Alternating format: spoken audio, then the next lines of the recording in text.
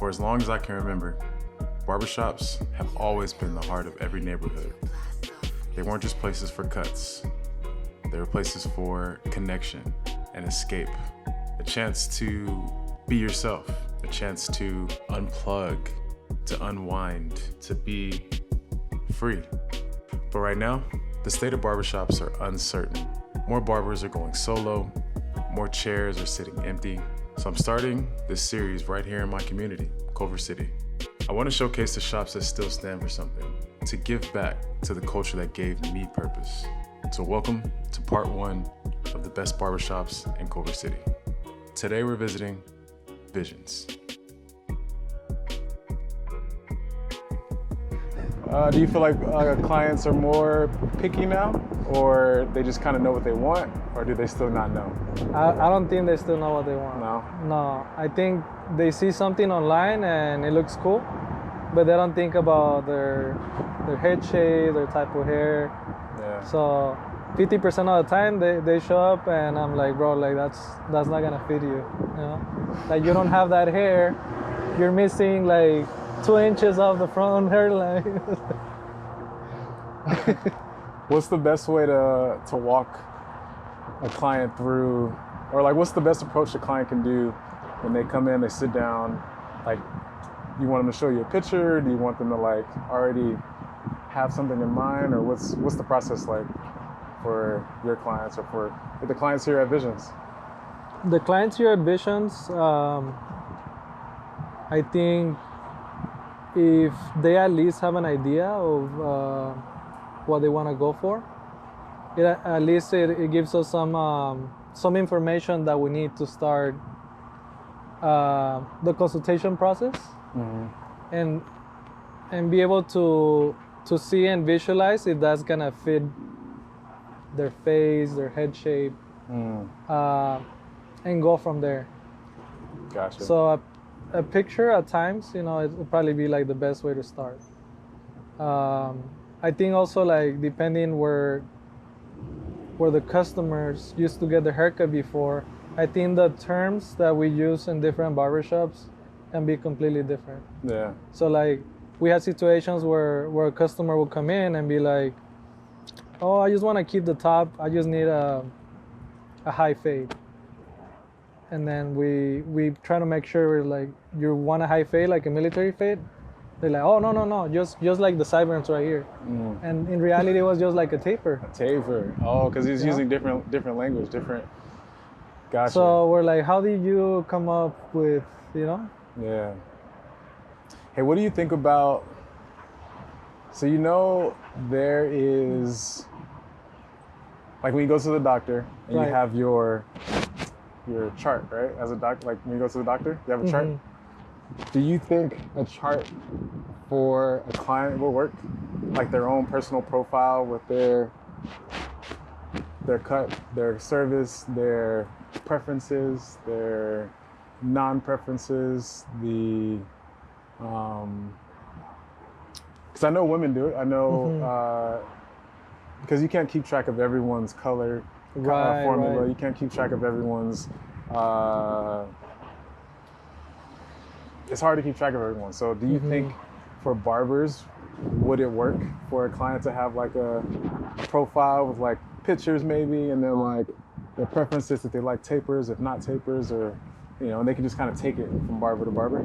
Yeah, honestly, I think it's a great idea because when customer make appointments through Square, our online booking system, they're able to add notes for the appointment. And in very rare occasions, when they do know exactly what they're getting because their previous barber told them exactly what they get, like a comb over with about 3 inches on top, texture with a skin taper. Like they'll bring that in, they'll add it on the note and they'll bring it in. And then they'll bring a picture of their own haircut. Now in those rare situations, it's usually people moving from one state to another, one city to another.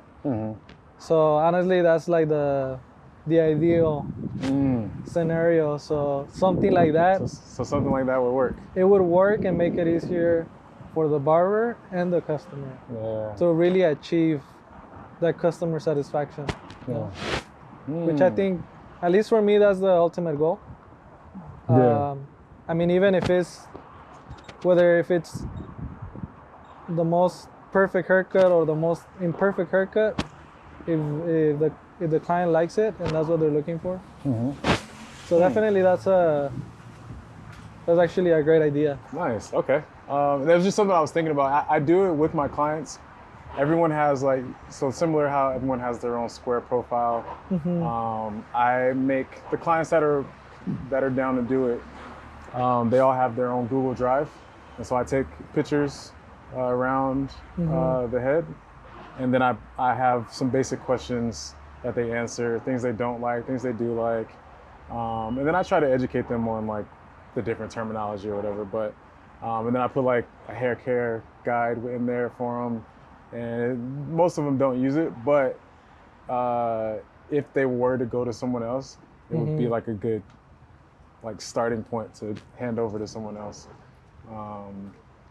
And because I have a lot of clients that move around, that I'm not the only barber that they go to.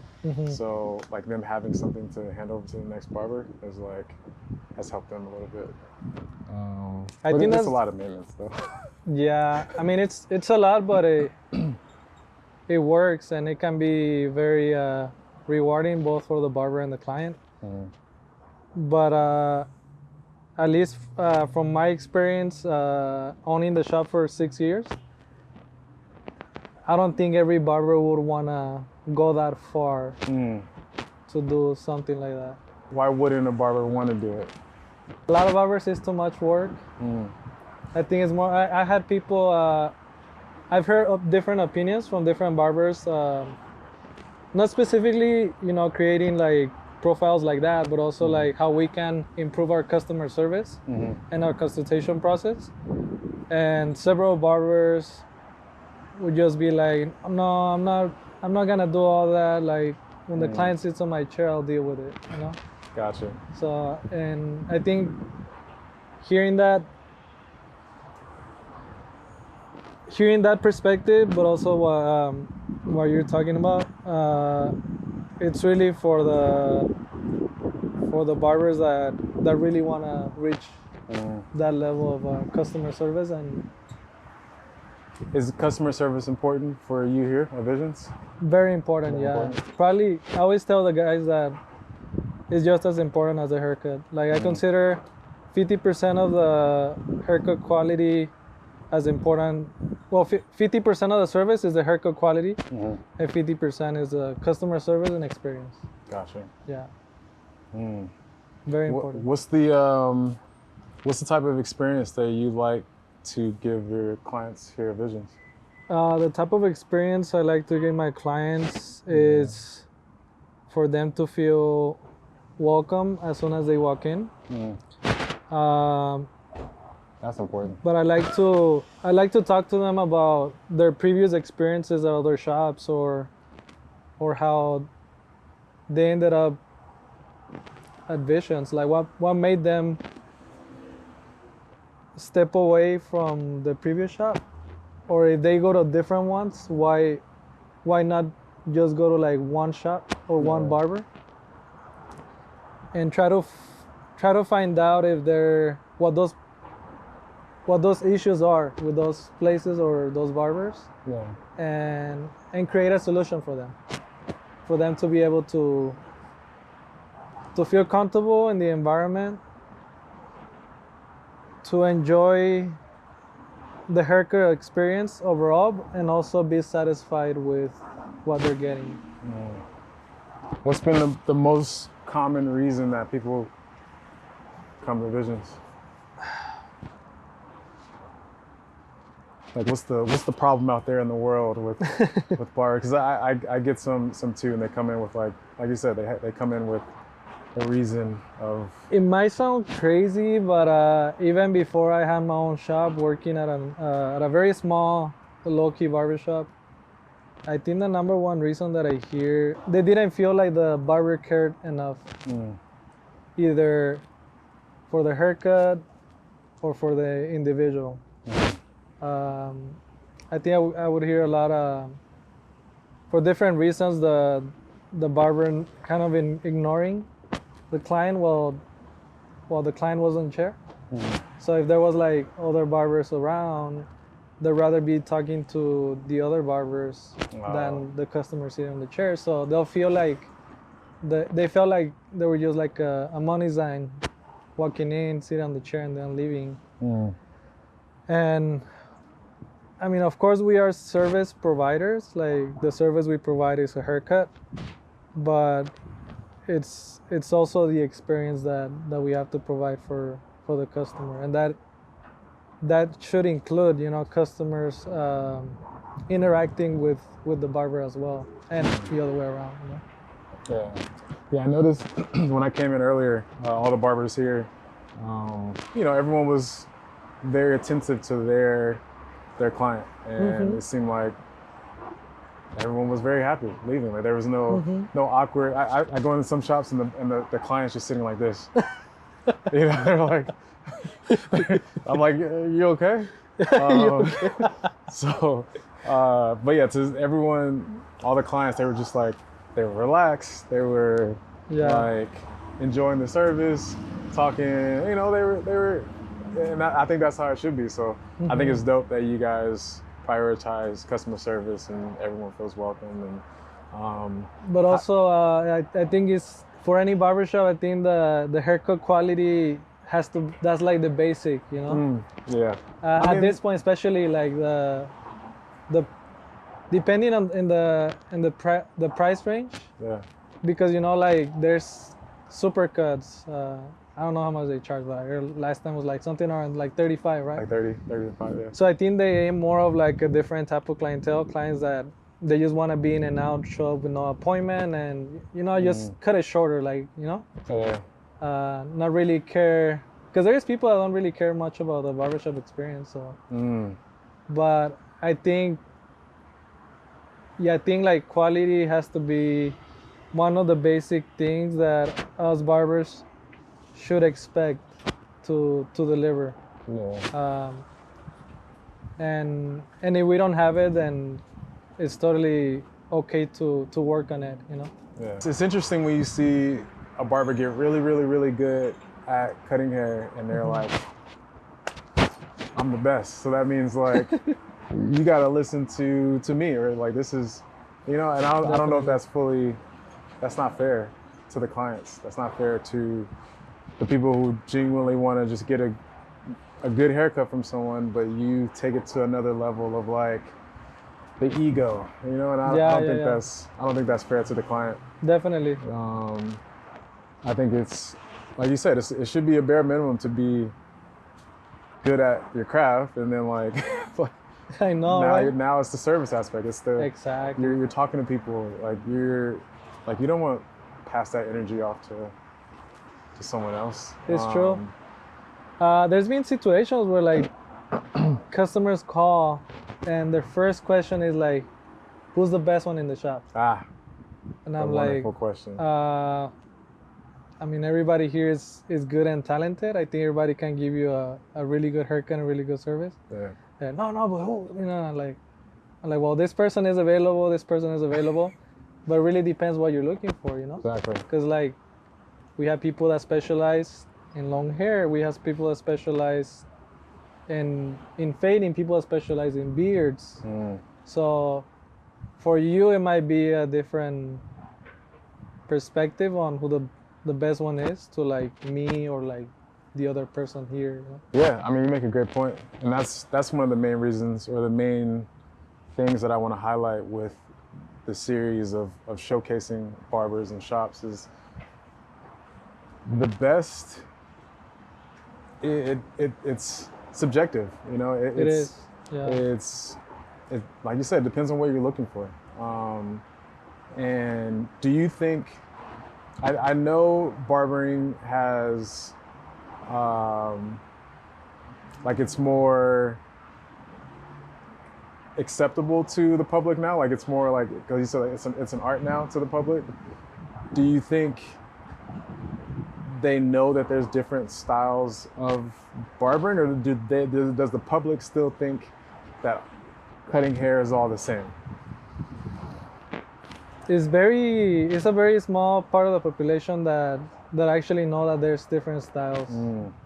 I think for the most part, most people still think that there's just two different types of people that cut hair. Yeah. The stylists at the salon and the barbers at the barbershop. Barbers, yeah. Because even until today, we get questions like, is there anyone that cuts long hair? And I'm like, well, what's long hair to you? Or like, do you guys do women's haircuts? And I'm like, well, now there's guys that get like pretty much like women's haircuts. So those questions is what has made me realize that there's still people out there that don't know that pretty much the cosmetologist and the salon and barbershop are kind of like merge or are merging. I like to say, I'm a barber stylist. You know, yes, I do fades. Yes, I do tapers, but I also do long hair. I do medium hair. I do things like dreads and things too. But then I think there's multiple types of barber stylists. Like there's some that focus strictly on the new long style haircuts. There's some that focus, and then they'll still know how to do tapers and things, but they have picked a specialty. Exactly. So how do we as barbers let the public know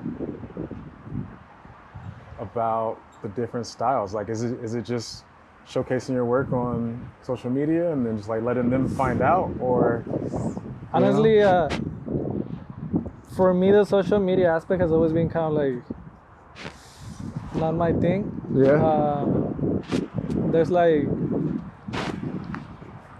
There's times that I definitely want to get on it, and for example, like start pushing something like that, like a specialty that I do or a specialty that one of the barbers here do. More than the social media, probably the whole like Google and Yelp type of advertisement that we can put out there. It's something that really like settles the style of a specific barber or stylist. Yeah. Just because I feel like the people that mostly look for they find a barber on social media. I think they look more for like a one-time experience. Because at least the people that we get from social media here, it's a 50-50 chance they come back or not. Oh, right. And when we get them from like Google or Yelp, they tend to be a little more serious about like looking for a new barber, and that's what we see like the most return. But yeah, going back to educating the public, man, I think that's something I'm not really too sure about how to accomplish. But definitely having some type of profile. I don't know if it's social media or LinkedIn or Google profile, but something that really settles each individual barber stylist with their style. Yeah. So you have been in Culver City here for 6 years, right? Or cutting hair? No, 6 years? I've been cutting in Culver City even since I started working at that barbershop in West Adams since 2008. Oh, really? Okay. So I was already cutting some of my neighbors, family, friends. Prior to owning this shop for 6 years, I was cutting on Grandview and Washington Place. Okay. For 5 years. 5 years? Yeah, Wow. little barbershop. Carlos Barbershop. Carlos Barbershop. Carlos Barbershop. So you're a real local. Like this is you consider yourself this is your city. I do, because I still remember the days when downtown Culver City used to be kind of dead in the evenings. I mean, even around like 5 p.m., kind of dead. Now it's like crazy. Yeah. So you've seen the whole development of Culver the whole City. development, bro. I still remember the 900 a month apartments not that long ago, bro. Dang. Culver City. So I've been local here for 4 years, and I really enjoy it. Which is also why I wanted to do something for my community. I'm not in my community as much as I should be, but This is something that I work on, and I wanted to do something for Same, the city yeah. that I live in. So, and I noticed, so you have a new intern, you said you have, so you give back to the community. Also, you had an event, like took over the whole parking lot and did Definitely, yeah. an event for the city. Anniversary. What is building community to you? Why do you like doing that? Building community, it's important to me to be able to feel connected with the people around me, but also I think some people need to be aware how all of our neighbors, everyone living in the neighborhood, they form part of our lives, even if it's not directly connected. It's I feel like we all need each other at some point, even indirectly. Construction workers, people in the government, the teachers, people running around, right? They need to feel safe going around. They all work together. We all work together. I think sometimes people forget the basic things about life, you know? Yeah. And You think it's because it's just like, it's LA, so everyone's out to kind of do their own thing, and yeah, but you know what? Also, since I wasn't born in the U.S., I was born in Mexico. I came to the U.S. when I was almost 14. So for those first 13 years of my life, at least where I grew up, everybody in the neighborhood, we all knew each other. It was very community-based. You'll see someone you haven't, maybe a new neighbor that moved into the neighborhood. You'll see them in the street, they'll still say, "Oh, hi, I'm new in the neighborhood. This is my name," you know? yeah, Like, it just felt like really, really connected even without making the effort. So I think I came and I noticed that like he was completely different. Like even the neighbor next door in the same apartment building wouldn't say hi or anything like that. So at least I wanna be able to feel that and build that within my surroundings. yeah.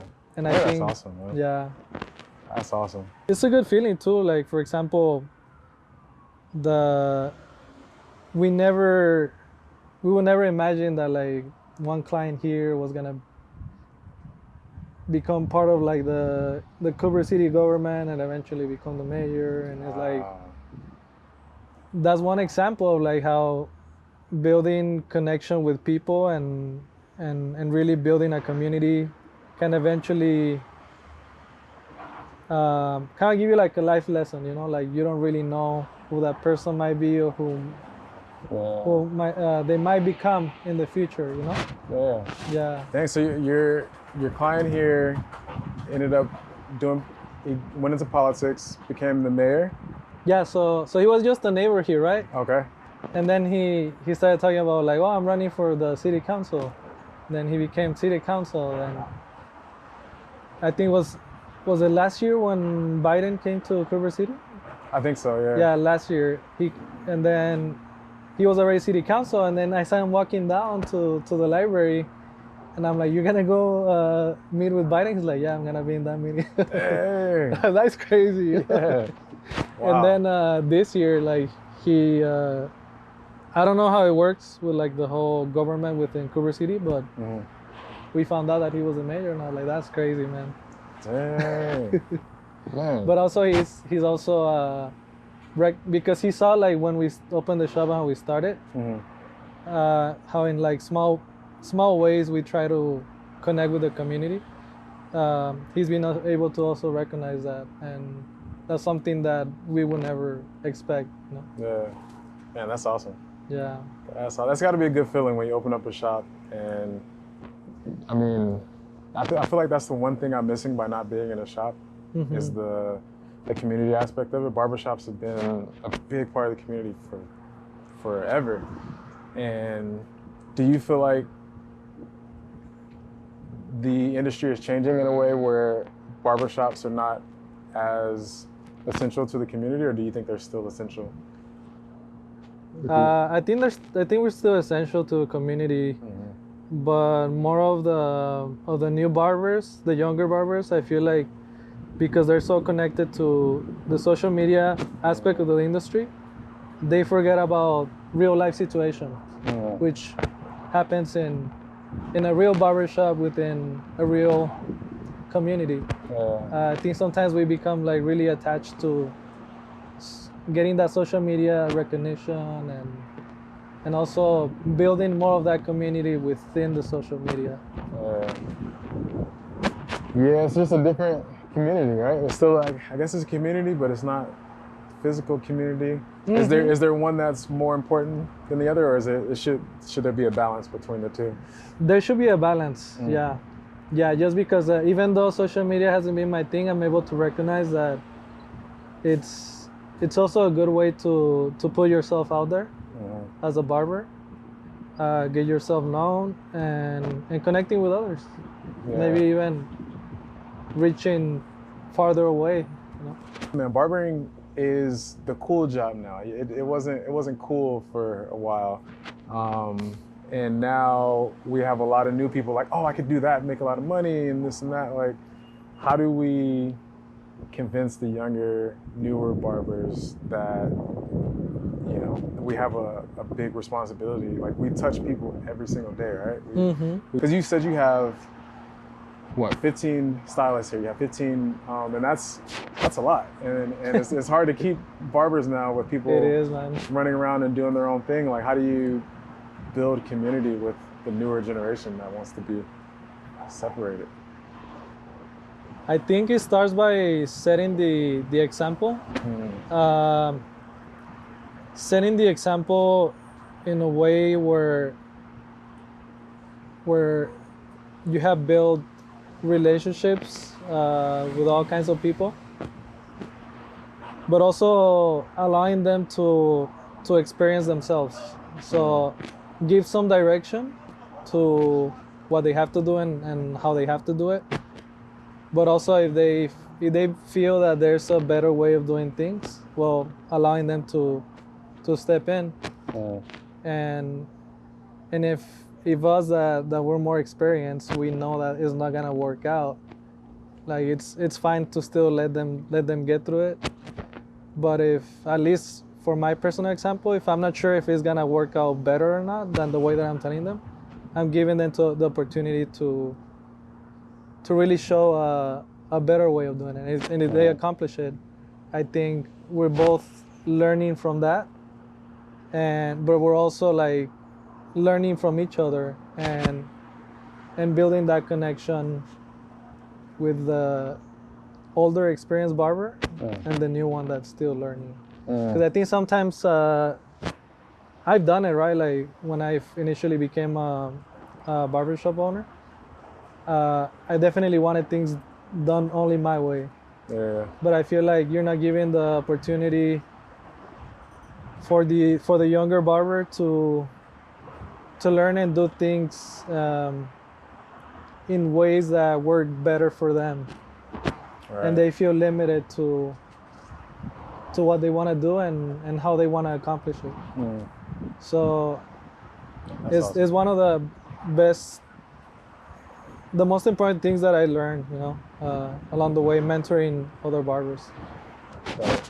But also I feel like keeping good discipline, again, and a good example is something that most of them they'll look up to and at least respect it and be like, okay, at least if he's doing it, then it works out, Yeah, set an example. Nice. But allowing them to also like reach their potential with things they want to do as well. Yeah, that's awesome. I think that's the cool part of being an owner, but also being a barber. I think I talked to, I forgot who it was, but he touched on being in a place where the owner of the shop wasn't a barber, so they don't understand some of the, I really thank you for taking the time and sitting down with me. I think what you're building here is awesome. I think All the staff that I've met, they've been cool. The vibe that I get from here has been cool. The reach that you do with the community has been great. And so I really support that. And I think that, yeah, what you're doing is great. So Likewise, I man. support it.